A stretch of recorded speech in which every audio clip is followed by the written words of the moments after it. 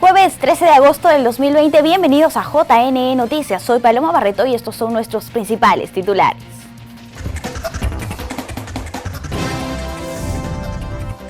JNE convoca a jóvenes voluntarios para acciones de formación cívica en elecciones. Programa Cuestión de Código del JNE también llegará a Huánuco y otras 2 regiones. Entes electorales podrán capacitar a miembros de mesa y personeros de manera remota.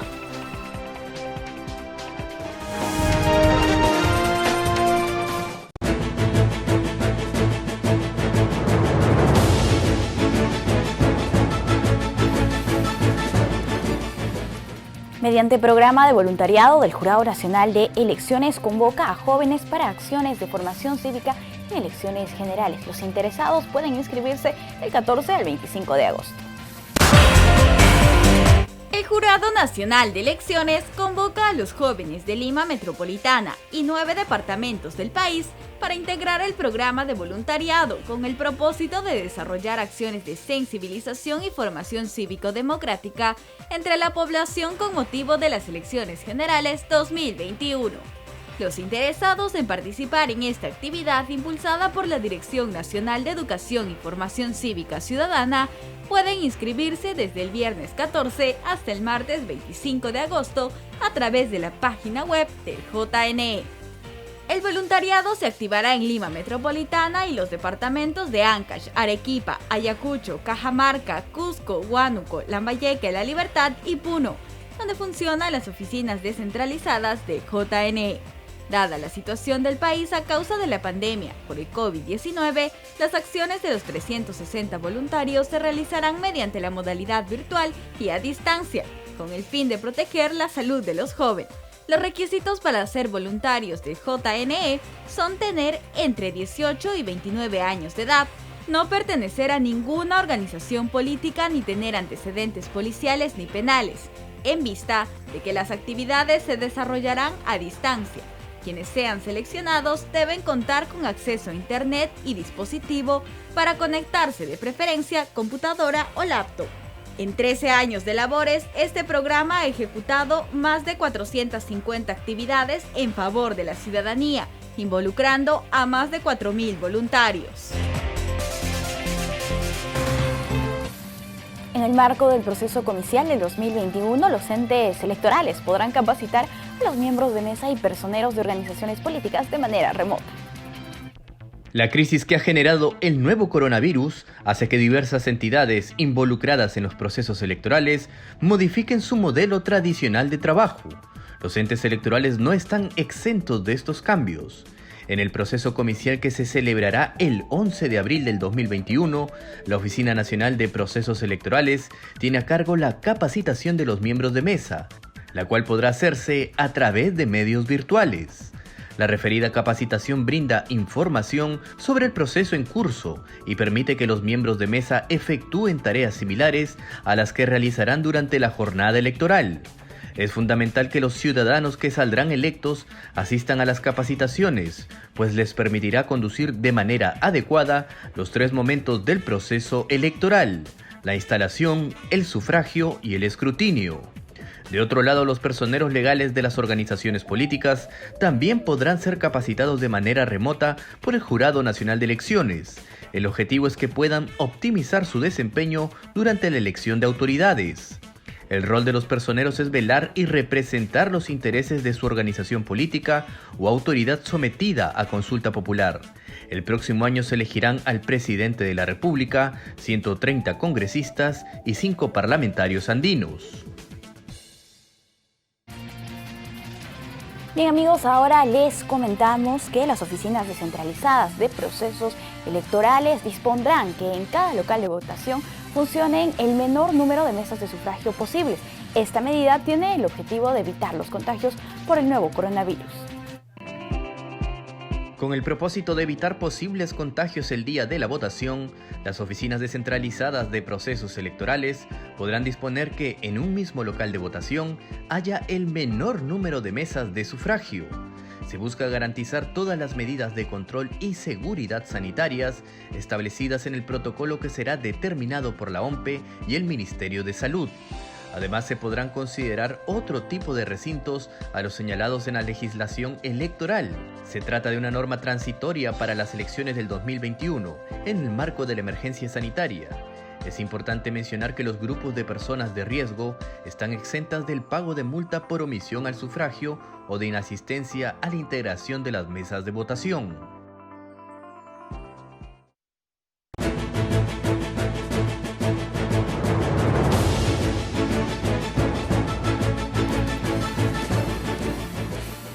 JSB Televisión de Huánuco también retransmitirá en su señal el programa Cuestión de Código. La casa televisora llevará la información actualizada y debatida por especialistas en temas electorales y coyunturales a su región.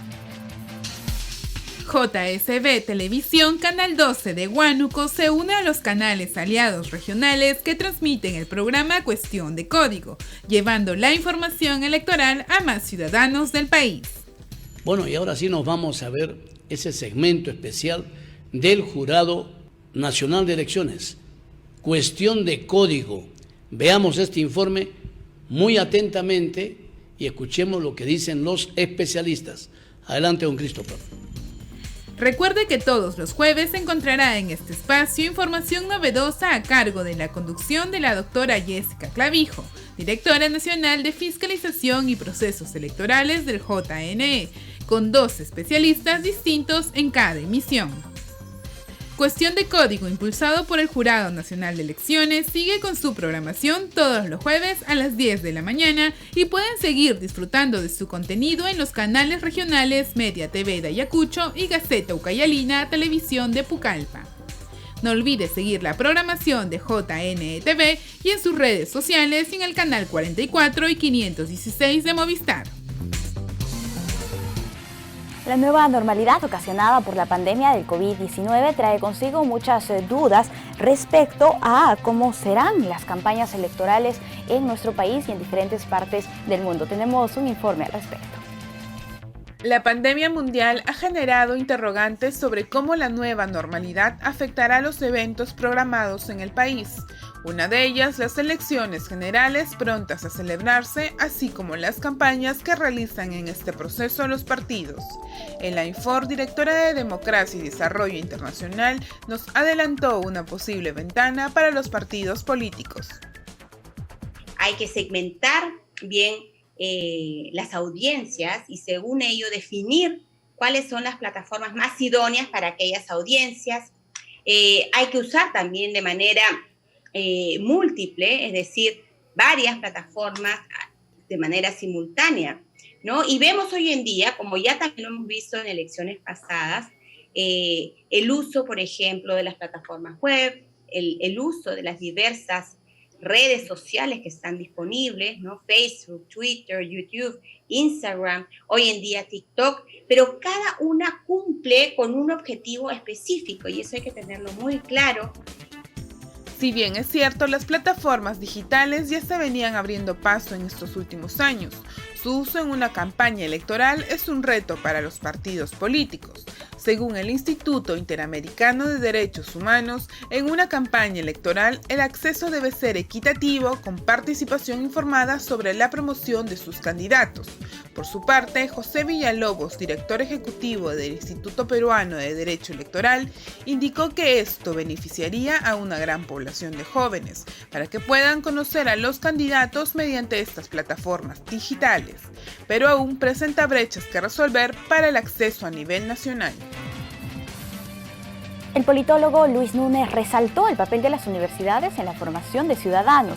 Indicó que el reto del siglo XXI es la creación de una ciudadanía social. Debemos apostar por una ciudadanía que se base en la ética, dijo Luis Núñez, politólogo y consultor internacional. El especialista habló además sobre la tarea que tienen las universidades en la formación de sus estudiantes. El ciudadano debería ser el principal actor del modelo democrático. Por ello es necesario dotar de un sentido más amplio a la función social de las universidades, indicó el experto. Durante una clase magistral, el internacionalista habló también sobre algunas diferencias entre los centros de estudios superiores. Algunas universidades privadas entienden este rol de formación y crean iniciativas al respecto. Sobre las universidades públicas, sostuvo que aún confunden la esencia de la política y que mientras sigan en este escenario, no podrán avanzar. Asimismo, hizo un llamado a salir de la zona de confort y ejercer el liderazgo en nuestros territorios. Hay que tener una visión de futuro. El Estado debería tomar más en serio este aporte, agregó.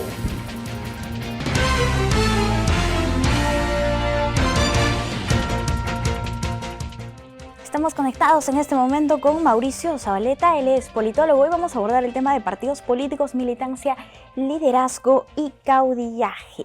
¿Cómo estás, Mauricio? Muy buenos días, bienvenido a JN Noticias. Muy buenos días, muchas gracias por la invitación. Mauricio, para que nos comentes primero, ¿qué son los partidos políticos y si los tenemos o no en el Perú?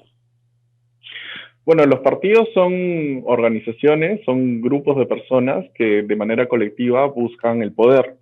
En ese sentido son equipos de personas, grupos de personas que de manera colectiva van a buscar postular a los cargos públicos. Eso es lo que nosotros entendemos por un partido político. ¿Los tenemos en el Perú? En un sentido mínimo, sí los tenemos. Tenemos equipos de personas que durante elecciones, al menos en particular, la elección A, la elección B, la elección C, participan, digamos, de manera colectiva. El problema es que uno esperaría que esos partidos tengan continuidad. ¿Eso qué quiere decir? No necesariamente que el nombre, la etiqueta, el membrete del partido viva a lo largo del tiempo, porque eso puede depender de muchos factores, pero sí que los mismos equipos se mantengan entre la elección A, la elección B y la elección C. ¿Cuál es el problema con nuestros partidos? De que la misma gente no se mantiene entre esas elecciones. Por ejemplo, el grupo de gente que conformaba un determinado partido en la elección A no necesariamente es el mismo grupo en la elección C, o incluso no lo es en la elección B. Entonces, digamos que es complicado pensar en partidos políticos si no tenemos esa continuidad, esos equipos que efectivamente son relativamente duraderos. Claro, ¿y cómo se podría explicar este fenómeno de transfugismo, podríamos decirlo? Bueno, lo que pasa es que durante los últimos 30 años han habido muchísimos incentivos para que los políticos no permanezcan en un solo equipo, sino más bien para que vayan buscando equipos de elección tras elección.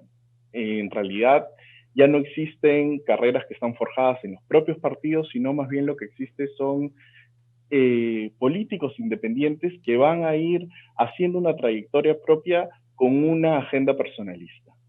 Eso quiere decir que ellos no tienen horizontes de largo plazo en un solo equipo, no en un solo partido, sino más bien van buscando una serie de estrategias que los hagan llegar al poder sin tener que ser leales a estos equipos previamente constituidos. ¿A qué me refiero de manera más fácil?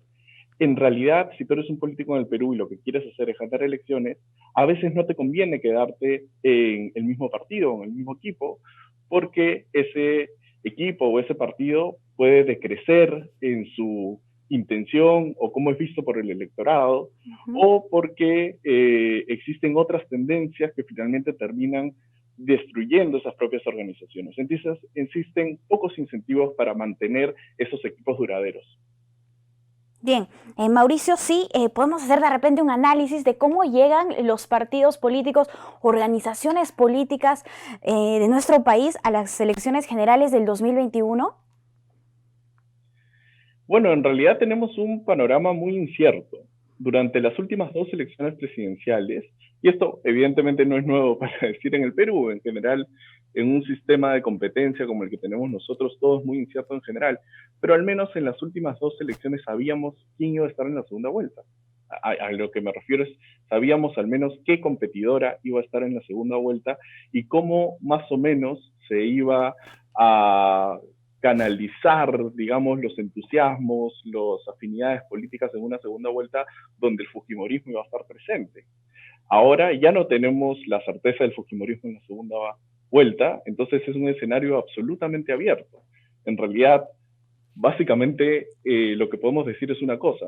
tenemos una elección donde los políticos que habían sido vistos como presidenciables por diferentes factores, sin duda el mayor ha sido el escándalo de Lava Jato, han sido relegados de la arena política y existen una serie de organizaciones muy débiles con algunos personalismos que están llegando a la carrera.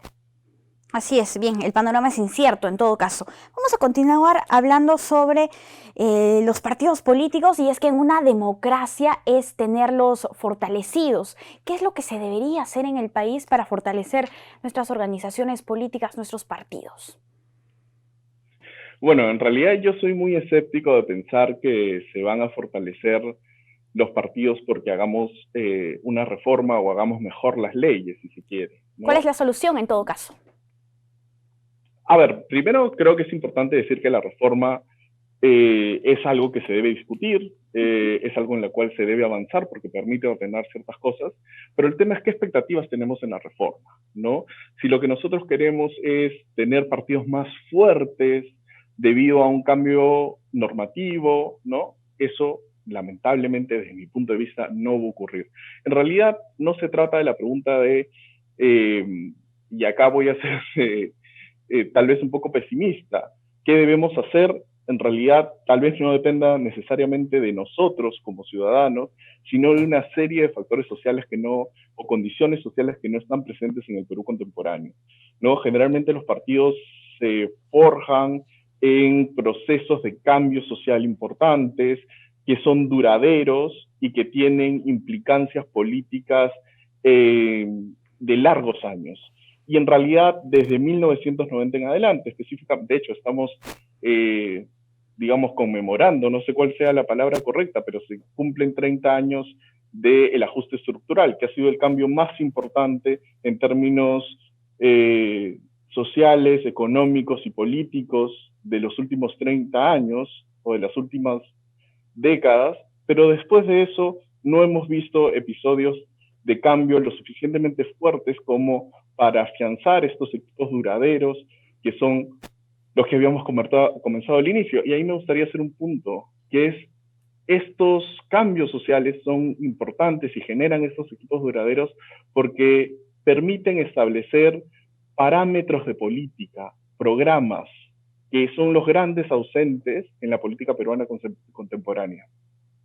Entonces lo que necesitamos en el país de repente es una programación y personas que estén decididas a seguir año tras año en una misma organización política, siguiendo un objetivo en busca de eso que buscamos todos, ¿no? Que es un fortalecimiento de los partidos políticos para sí mismo fortalecer la democracia en nuestro Perú.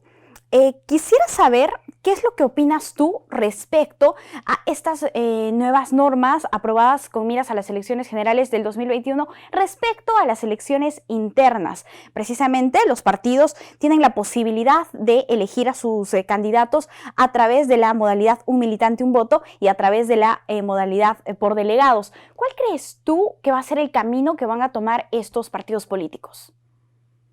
Bueno, ¿qué es lo que creo que van a tomar? Es lo que vienen haciendo desde hace mucho. De hecho, creo que justamente esa ha sido la intención del Parlamento, en mantener todavía la posibilidad de conformar la lista por delegados.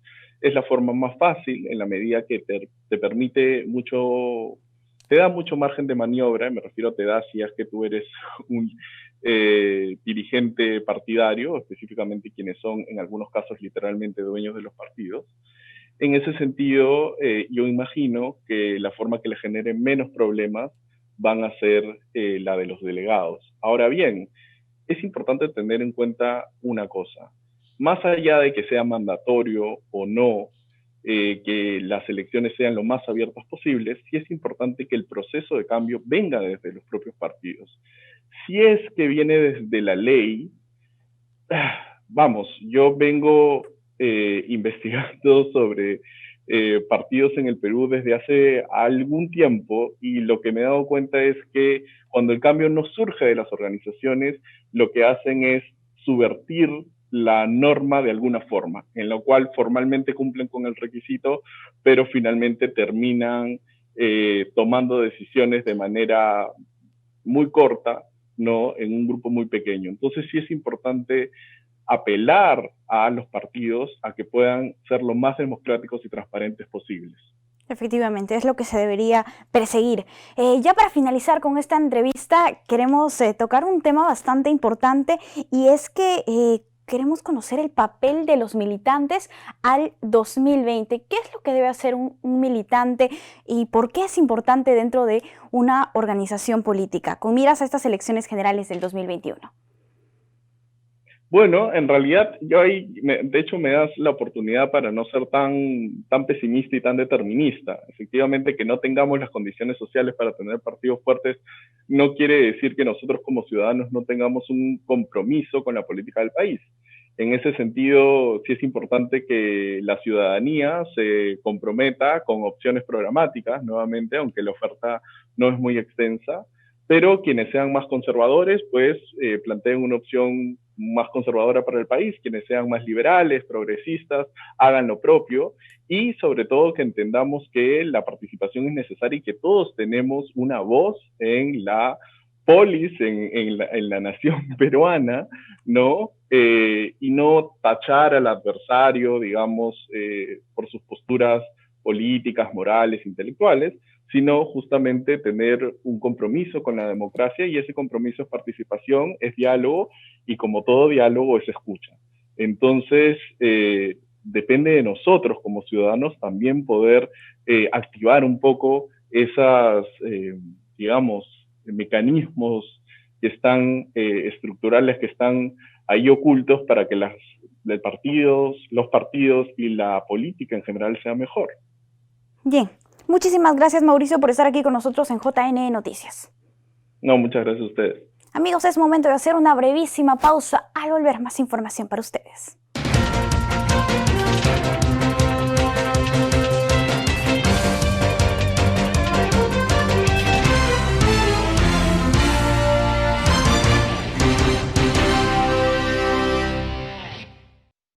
Información en vivo. En este momento, el ministro de Educación, Martín Benavides, responde ante el Pleno del Congreso un pliego interpelatorio de 33 preguntas sobre su paso al frente de la SUNED. Las preguntas que deberá contestar el titular del sector tienen que ver con los licenciamientos que se otorgaron a las filiales de las Universidades Tecnológicas del Perú y Privada Peruano-Alemana. La moción de interpelación, que se aprobó con 94 votos a favor, se sustenta en que Benavides no habría cumplido con las exigencias de ley para el proceso de licenciamiento de estas filiales. Como podemos observar, todavía continúa respondiendo el ministro de Educación en este momento en el Congreso de la República. Posterior a esto, los congresistas podrán hacer una réplica a sus respuestas y finalmente tendrán que decidir si van por una moción de censura o no. Esta es la información que nosotros tenemos desde el Congreso de la República. Vamos a continuar y ahora les comentamos que del 22 al 25 de agosto se realizarán las entrevistas a los candidatos a jefes de OMPE y RENIEC. Esto está a cargo de la Junta Nacional de Justicia. Veamos. La Junta Nacional de Justicia realizará las entrevistas a los postulantes a las jefaturas de la OMPE y el RENIEC el 22, 24 y 25 de agosto próximo, de acuerdo al cronograma establecido por la institución. En el caso de la Oficina Nacional de Procesos Electorales, los dos candidatos tendrán que asistir a su entrevista personal la mañana del 25 de agosto. Respecto a los 10 postulantes del Registro Nacional de Identificación y Estado Civil, se llevarán a cabo el 22, 24 y 25, tal como señala el comunicado oficial de la Junta Nacional de Justicia. En este contexto, José Naupari, especialista en temas electorales, hizo un llamado a evitar las presiones políticas y mediáticas, con el objetivo de lograr un proceso transparente. Tras reconocer que existe un repunte en los contagios de COVID-19, el presidente Vizcarra anunció nuevas medidas que se tomarán, como la inmovilización de los domingos y el regreso de 5 regiones y 34 provincias a cuarentena. Veamos los detalles. Tenemos que frenar los contagios y eso tenemos que hacerlo entre todos. El presidente de la República, Martín Vizcarra, brindó un pronunciamiento desde Palacio de Gobierno en torno a las nuevas medidas que adoptará el gobierno frente a la pandemia de la COVID-19. Entre las medidas dispuestas se indicó que expresamente quedarán prohibidas las reuniones sociales y familiares, a causa del aumento de contagiados registrados en los últimos días, siendo las reuniones sociales una de las principales vías de contagio. Expresamente en este decreto supremo, y estamos dando la disposición para que cumpla la Policía Nacional con el apoyo de las Fuerzas Armadas, es que se prohíben las reuniones de carácter familiar y social. Ese tipo de reuniones son las que ahora están generando el contagio.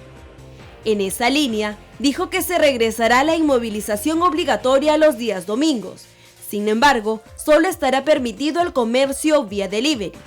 El hecho de que aumentaron de gran manera las tasas de contagios en niños y adolescentes a un 75%, hizo que el gobierno tome medidas inmediatas.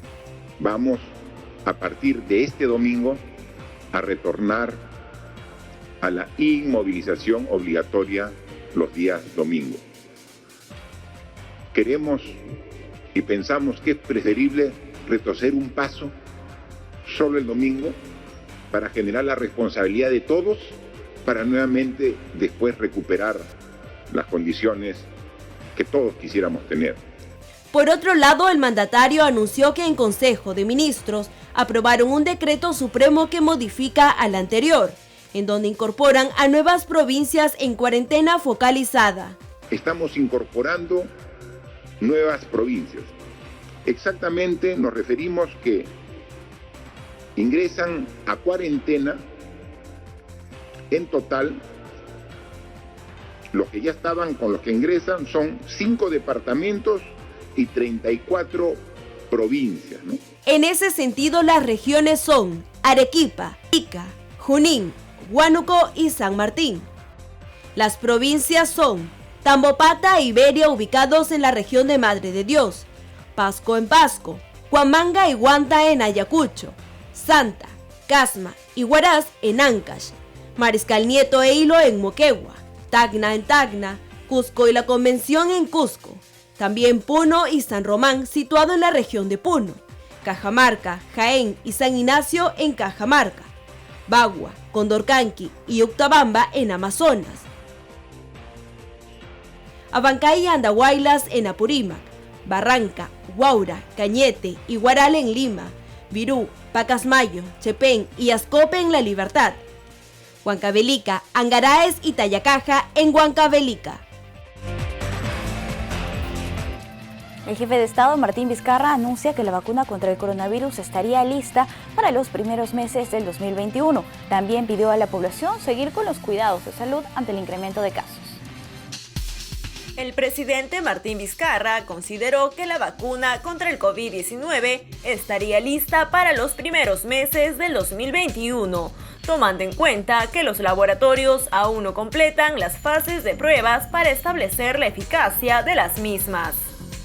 La vacuna no va a estar de acá a una semana, un mes. No. Si bien la ciencia está haciendo su máximo esfuerzo, todavía falta la última etapa de validación y verificación de la vacuna de los principales laboratorios del mundo. Y dicen que esto nos lleva por lo menos hasta fin de año. Hablar de vacuna es hablar de los primeros meses del próximo año 2021. El mandatario también anunció que la comisión multisectorial encargada del desarrollo, adquisición y distribución de la vacuna contra el coronavirus va muy bien encaminada junto a diferentes laboratorios y países. Esta comisión no comienza a trabajar el día de ayer que se publica, está trabajando hace varias semanas, meses, diría yo, los avances que tenemos de coordinación con los diferentes laboratorios y países que tienen ya los mayores avances para lograr la vacuna. Estas coordinaciones están bien avanzadas. Finalmente, el presidente indicó que si bien hay avances de una vacuna, exhortó a la ciudadanía a no bajar la guardia, porque estar bien depende de todos nosotros. La presidencia del Consejo de Ministros anunció que ahora las denuncias ante la Policía Nacional se podrán realizar en línea desde septiembre a través de la plataforma Denuncia Policial Digital. El premier Walter Martos anunció que la plataforma Denuncia Policial Digital, que permitirá realizar denuncias a través de Internet, entrará en funcionamiento desde el mes de septiembre. Asimismo, Martos dio a conocer que en el mes de octubre los ciudadanos podrán obtener desde sus domicilios una copia de las denuncias que han efectuado en las comisarías. De otro lado, el primer ministro ratificó el compromiso del gobierno de incrementar acciones y operaciones entre la policía y las Fuerzas Armadas, así como aumentar el número de agentes y la frecuencia en el patrullaje.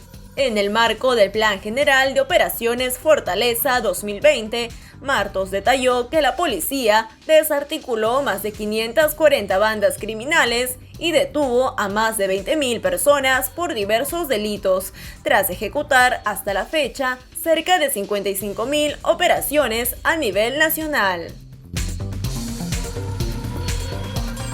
El Poder Judicial ordenó la incautación de más de 2 millones de euros en cuentas de Elian Karp y su madre por el denominado caso Ecoteva. El Poder Judicial ordenó la incautación de los fondos de 3 cuentas bancarias en Luxemburgo de la ex primera dama Elian Karp y de su madre Eva Fernenbuch, como parte del proceso penal que se le sigue en nuestro país por el caso Ecoteva. La Cuarta Sala Penal para Reos Libres de Lima adoptó esta decisión a pedido del fiscal superior Rafael Vela, quien consideró necesaria esta medida a fin de evitar la disponibilidad del dinero hallado en dichas cuentas y que estos fondos puedan desaparecer. La Fiscalía solicitó 16 años y 8 meses de cárcel para Alejandro Toledo como coautor del presunto delito de lavado de activos en su modalidad agravada. La misma pena pidió para su esposa Elian Karp, así como para Abraham Dan-on, su ex jefe de seguridad.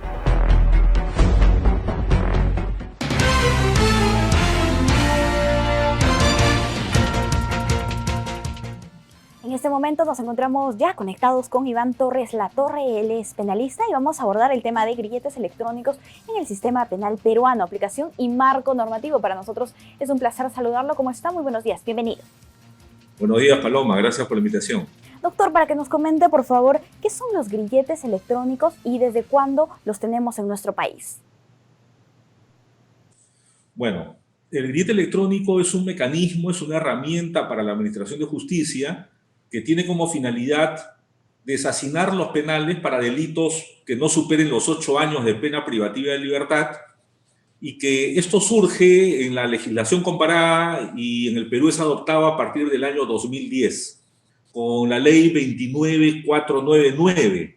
Es decir, esta opción que tiene la Administración de Justicia existe en la legislación peruana desde el año 2010. Estamos hablando que ya tiene 10 años, cuya vigencia hasta el momento no ha tenido un impacto importante, en la medida que en 10 años se habrá empleado aproximadamente entre 26 a 35 casos en una población penitenciaria que a la fecha llega a más de 95.000 internos a nivel nacional.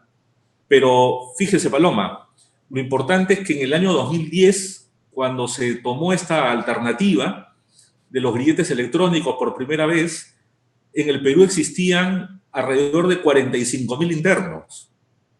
Entonces, hemos perdido 10 años en la medida de que fácilmente en 10 años se pudo haber implementado las compras de los grilletes y la adquisición de los grilletes y la aplicación de este mecanismo y no tener 95.000 internos a nivel nacional en los centros penitenciarios en el país. Claro, entonces es una situación que se pudo prever, digamos, para hoy, porque este tema de los grilletes electrónicos surge ante la necesidad de deshacinar los penales y además evitar el contagio de COVID-19. Y esto se pudo evitar. Actualmente en el país, ¿cuántos grilletes electrónicos tenemos funcionando? Fíjate, la pandemia ha golpeado todos los sectores del Estado y el sistema penitenciario totalmente rezagado y totalmente atrasado y abandonado, no ha sido ajeno a esto. Vuelvo a repetir, en el año 2010 habían 45.000 internos. Ya. Hoy hay más de 95.000 internos. Más de 95.000 internos. A la fecha se habrá utilizado no más de 35 veces. Y el primer caso de utilización del grillete electrónico fue por parte de una persona que había tenido el delito de estafa, había sido condenada a 4 años, y es la primera persona que utilizó los grilletes electrónicos. Estos pueden ser ubicados en la zona de la muñeca o en los tobillos, y tiene un monitoreo geosatelital que permite detectar los movimientos de la persona. Es un sistema sumamente moderno que en otros países se utiliza con mucha frecuencia y que permite deshacinar los penales, que hoy por hoy ya no es solamente el problema del hacinamiento, sino el problema en plena emergencia sanitaria de los contagios y muertes que tenemos en los penales. Fíjate, Paloma, que en los centros penitenciarios hay madres gestantes, hay madres que son cabezas de hogar, hay adultos mayores con una ley que los favorece para un tratamiento diferenciado, porque son una población en riesgo.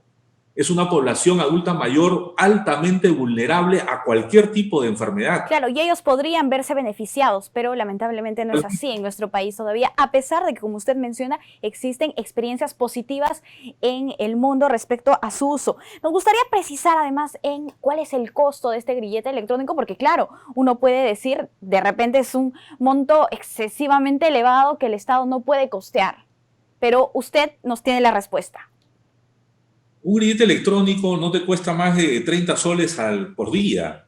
Estamos hablando de 900 soles, 800 y algo más aproximadamente al mes, lo que representa para el Estado un ahorro, un costo-beneficio importantísimo, en la medida de que sostener un interno diariamente acarrea costos gravísimos, por más de 50, 60 soles por día.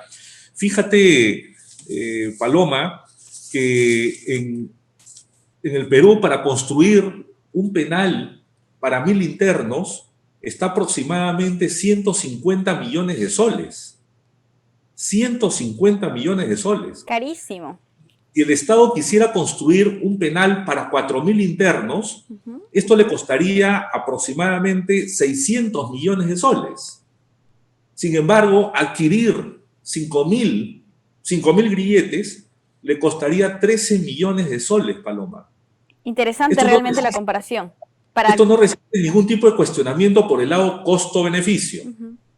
Ahora, hay otro aspecto que también hay que analizarlo, que el grillete electrónico, el mecanismo del grillete electrónico, permite la ubicación inmediata de la persona que está siendo trabajada con el grillete electrónico. Es decir, ya ni siquiera necesitamos destinar patrullas, contingentes policiales a los frontis de los domicilios, porque el centro de monitoreo del grillete electrónico es el que permite establecer el movimiento y el desplazamiento del interno. Tampoco se ha implementado un centro de monitoreo por parte del Estado, por parte del INPE, que le permita administrar este uso del grillete electrónico. Bien, ahora queda esa tarea pendiente en todo caso. Nos gustaría también precisar, por favor, en quién asume este costo del grillete electrónico, porque el Estado se la pasa asumiendo de repente estos gastos de los internos dentro de los penales. Sin embargo, existiría la posibilidad de que sean los mismos internos o sentenciados los que paguen este grillete electrónico. Sí, hay diferentes tipos de tendencias, de conceptos para asumir el costo. INPE ha trasladado una iniciativa que implica de que el Estado asuma este costo, porque es el Estado quien finalmente se ocupa de la población penitenciaria en cualquiera de sus formas, pero habrán otras tendencias también de que invoca que cada interno que solicita esta modalidad de restricción de su libertad, porque finalmente es una restricción de su libertad, estar monitoreado es una restricción de la libertad, sea asumido por cada interno. Yo particularmente soy de la posición de que es el interno el que debe asumir este costo en la medida de que son ellos los que tienen que buscar los mecanismos de garantizar que no van a fugarse, que no van a escapar, que no van a cometer otro tipo de delitos, y hace ya bastante la tecnología para que esto sea eficaz. Por lo tanto, el interno es el que debe asumir el costo. Ahora, surgirán interrogantes, pero hay gente que no tiene dinero para asumir estos costos. Pero bueno, es un tema que está en discusión. La última tendencia es que el Estado va a asumir todo este tipo de gastos que irrogue el tema del uso de los grilletes electrónicos. Bueno, de todas formas es más económico, ¿no? A lo que actualmente tenemos, y el hacinamiento y el riesgo, una bomba de tiempo realmente los penales en nuestro país. Doctor, ya para finalizar con la entrevista, nos gustaría que usted nos dé una propuesta más o menos para implementar estos grilletes electrónicos en el país y así evitar el hacinamiento que tanto perturba y también los contagios por COVID-19 y futuras enfermedades que puedan venir. Todo esto pasa, Paloma, por una voluntad política, en primer lugar, del gobierno central, del Ejecutivo, en una coordinación estricta con el Ministerio de Justicia y sus políticas penitenciarias, que tienen que ser ya adoptadas. Estamos 10 años con el tema de los grilletes y, lamentablemente, hasta actos de corrupción hubieron cuando se trabajaron la convocatoria a nivel internacional para que las empresas privadas abastezcan al Estado peruano del sistema de grillete electrónico. Por lo tanto, voluntad política que implica coordinación multisectorial con Ministerio de Justicia, INPE, Poder Judicial y obviamente también una voluntad de llevar a cabo estos procesos licitarios a nivel internacional con máxima de las transparencias y que no se vea mañana más tarde estos actos de corrupción al momento de otorgar la buena pro a empresas que ganaron de alguna manera extraña, colusoria, por no utilizar otra palabra, y que al final el perjudicado fue el Estado peruano porque se ve víctima de una sobrevaloración de los equipos llamados grilletes electrónicos. Voluntad política, partidas presupuestarias, coordinación multisectorial inmediata y atender de manera eficaz y contundente a esta población penitenciaria que, si bien es cierto, han cometido delitos, pero no han perdido otros derechos como el derecho a la salud y el derecho a la vida, que están por encima de cualquier derecho o cualquier prerrogativa procesal penal o judicial. Esa es una exhortación final a las autoridades de justicia y del INPE. Clarísimo, doctor. Muchísimas gracias por estar aquí con nosotros en JN Noticias. Gracias, Paloma. A usted las gracias. Bien, amigos, vamos a hacer una brevísima pausa en JN Noticias. Al volver, más información.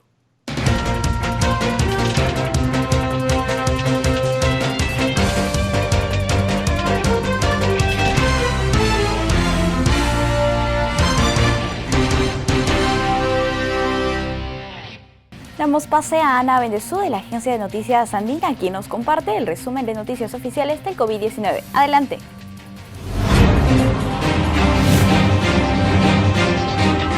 Bienvenidos desde la agencia de noticias Andina. Esta es la información oficial sobre el coronavirus y el estado de emergencia en nuestro país. El gobierno oficializó mediante decreto supremo las nuevas medidas en el estado de emergencia sanitario. Estas son: 1. Cuarentena focalizada en 6 regiones y 36 provincias de nuestro país. En estas están comprendidas las regiones Arequipa, Huánuco, Ica, Junín, Madre de Dios, San Martín. Las provincias son Bagua, Condorcanqui, Utcubamba, Santa Casma, Huaraz, Abancay, Andahuaylas, Huamanga, Huanta, Cajamarca, Jaén, San Ignacio, Cusco, Anta, Canchis, Espinar, La Convención, Quispi, Canchis, Huancavelica, Angaraes, Tayacaja, Virú, Pacasmayo, Chepén, Ascope, Barranca, Cañete, Huaura, Huaral, Mariscal Nieto, Hilo, Pasco, Puno, San Ramón y Tacna.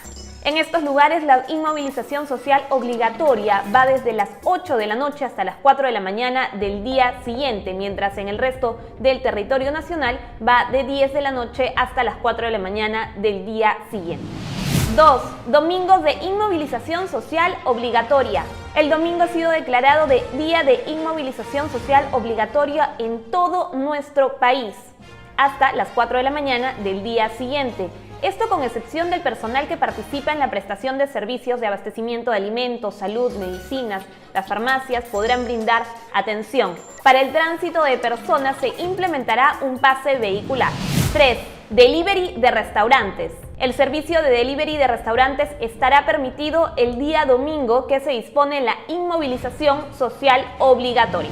4. Restricción de reuniones. Las reuniones sociales, incluyendo las que son dentro de viviendas o visitas a familiares, se encuentran prohibidas.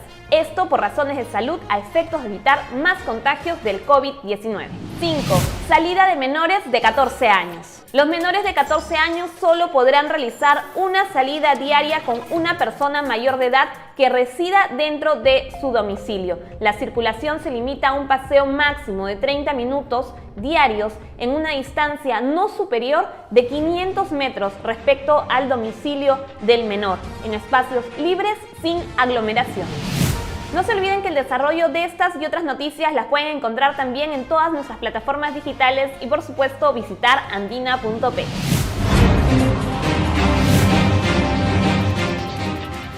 Veamos un informe de nuestro canal aliado TV Cosmos sobre el trabajo temporal que las autoridades brindan a personas afectadas por el coronavirus y así apoyar a su recuperación económica.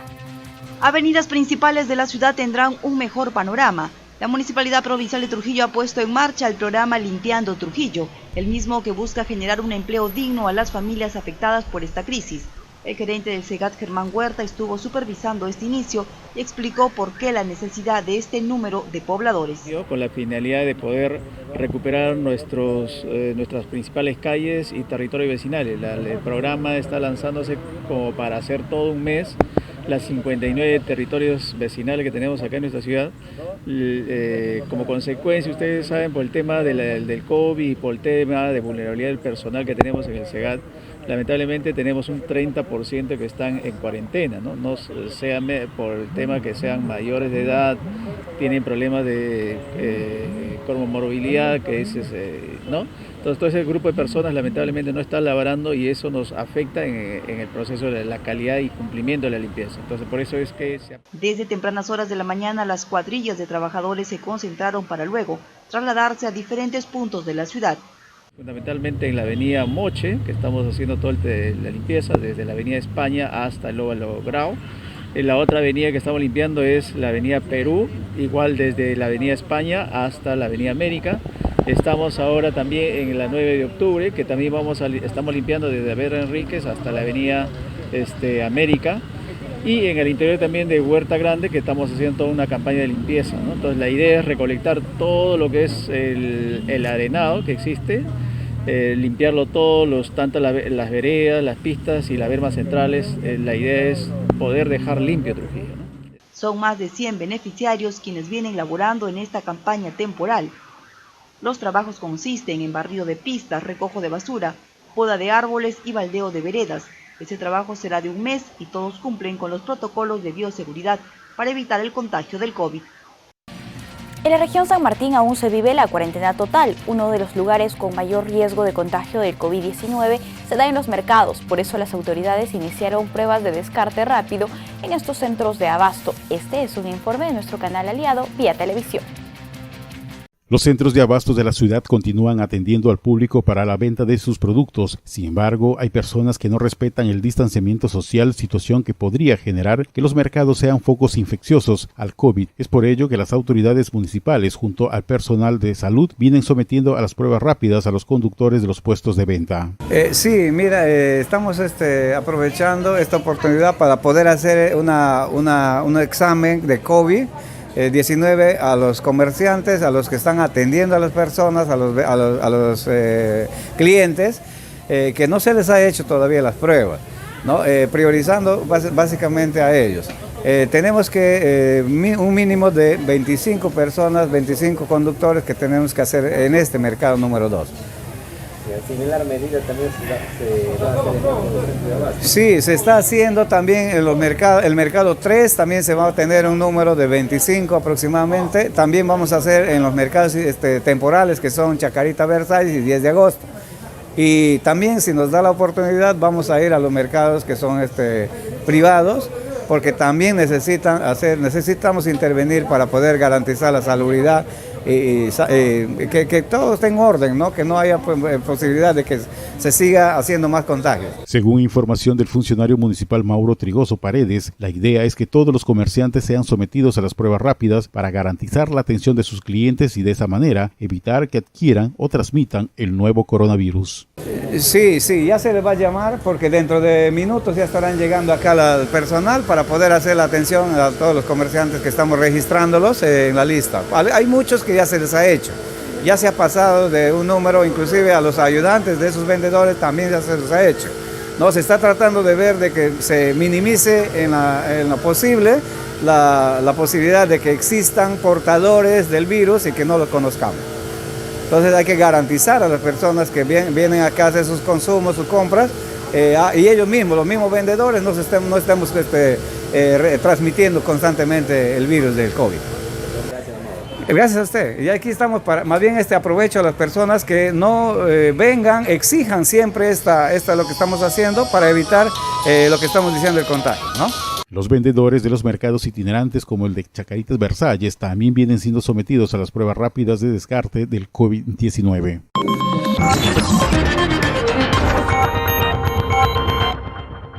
En Chepén, las autoridades también hicieron lo mismo, centrar las acciones contra el COVID-19 en los centros de abastos y mercados. Veamos el informe de TV Cosmos. La provincia de Chepén bajó del segundo lugar al cuarto lugar en lo que se refiere a contagios. Y es que a la fecha se ubica después del distrito El Porvenir, con 2.045 personas infectadas y 145 fallecidas.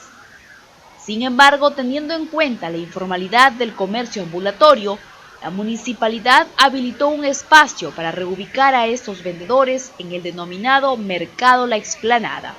La propia alcaldesa pidió a los comerciantes respetar todos los protocolos sanitarios, teniendo en cuenta el colapso de su hospital. Ustedes pongan de su parte, usar la mascarilla, mantener la distancia y desinfectarse las manos o el lavado de manos, que no es difícil.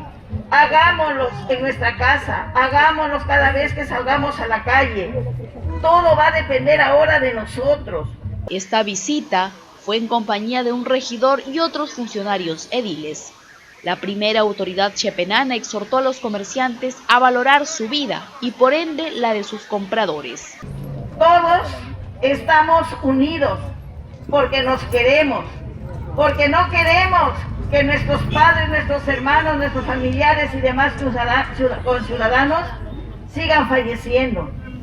Ya en nuestro hospital vemos cada día 4, 5, 7 conciudadanos diarios falleciendo, muchos sufriendo, internados en los hospitales y de la manera más penosa porque ni siquiera podemos estar al lado de ellos.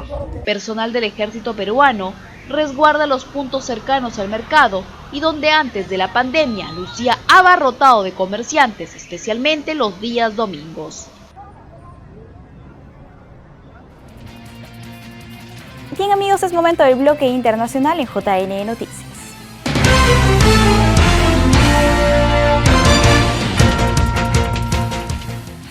Detuvieron a Abdalá Bucaram, expresidente de Ecuador, 2 días después de anunciar su candidatura en las próximas elecciones. Abdalá Bucaram, expresidente de Ecuador, fue detenido en la ciudad de Guayaquil en el marco de una investigación por delincuencia organizada. La prensa transmitió imágenes del momento en el que la policía ingresa en el domicilio de Abdalá Bucaram en Guayaquil para detenerlo y trasladarlo para una valoración médica. Según la Fiscalía General del Estado, al expresidente de Ecuador se le investiga por su supuesta participación en delincuencia organizada.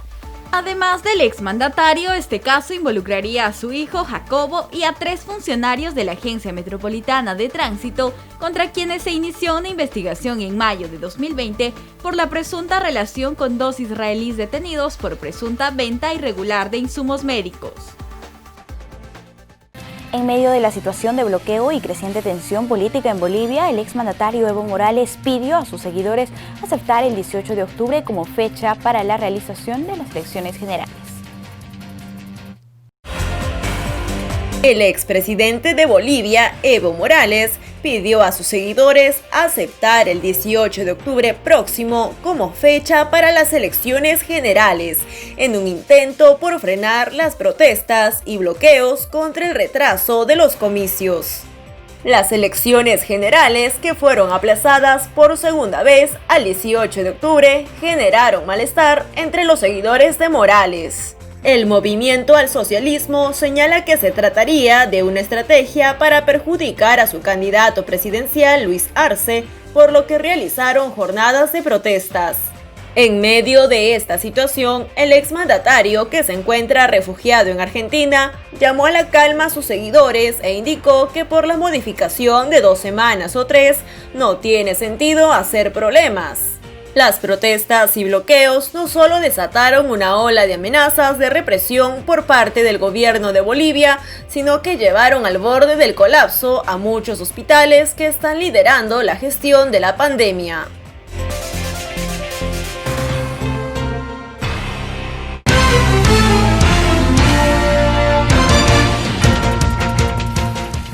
Llegamos al final del noticiero, los esperamos mañana, siempre aquí en los canales 44 y 516 de Movistar, las redes del Jurado Nacional de Elecciones y los canales aliados que retransmiten este espacio. Los dejamos con bellas imágenes de ICA.